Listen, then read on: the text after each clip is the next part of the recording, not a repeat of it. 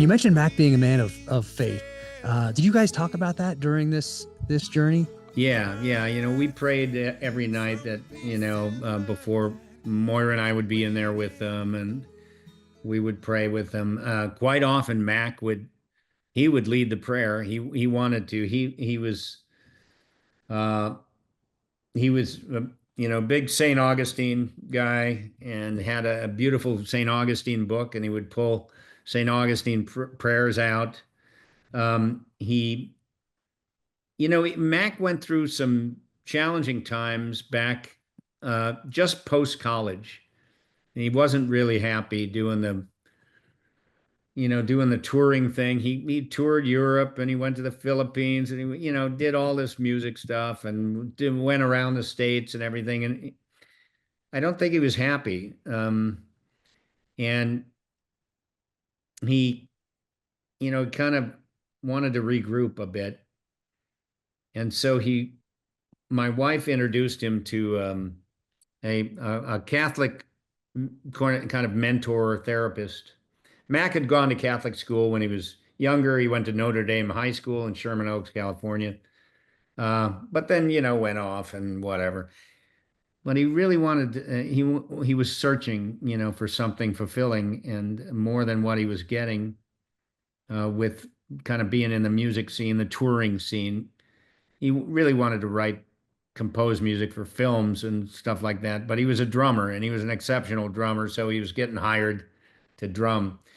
But he started seeing this therapist who started giving him some really interesting, good things to read, like Chesterton. Um, he was reading a lot of Chesterton. He was reading, Saint Augustine. I mean, he really started to to to kind of find himself in a way.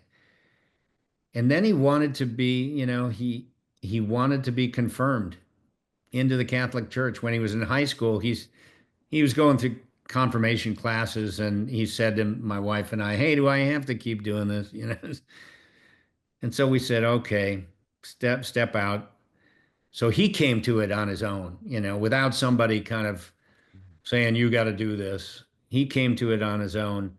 And I'll tell you, Jack, it was 2017 when he was confirmed, when he started kind of going through, classes and kind of learning a lot.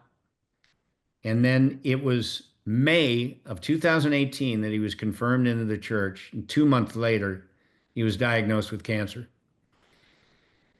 And my wife and I have always talked about it. If Mac had not kind of come to this peaceful place of faith and belief and just wanting to learn everything. I mean, he was an avid reader and just wanted to read and read and read and read.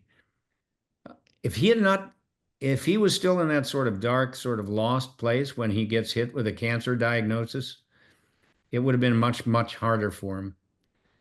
But he was at peace. He was, feeling confident and strong. And I think he always had faith that he was going to, persevere no matter what and fight through this. And he never lost that faith.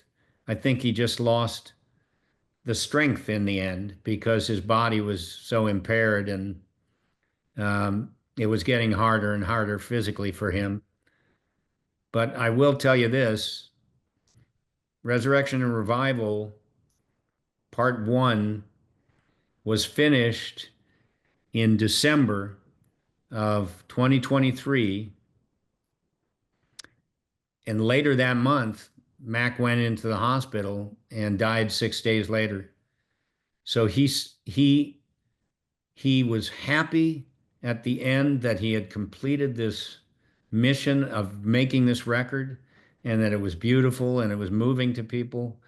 When he went into the hospital, he was playing the music on his phone for the nurses, and they were and telling them to go to the YouTube channel, and they would go and watch those videos that you've seen there, and then come back into the room with tears in their eyes, just crying, so moved. And he would just smile. He was just smiling. He was in there for 6 days, and the first 3 days, I thought we were going to get through it again. We'd been through the hospital so many times, and we would get through those hospital visits and then go home. And I was always in my mind, in my heart, thinking that that's what we were going to do this time. But then it got harder, and I know he was tired at the end, and but I do know that he was satisfied with what he had done and what he'd accomplished. And it's beautiful when you listen to the music, knowing that that was all done in the last year of his life. It's that beautiful soul shines through in the music on YouTube. You really feel it. It's so powerful. So powerful.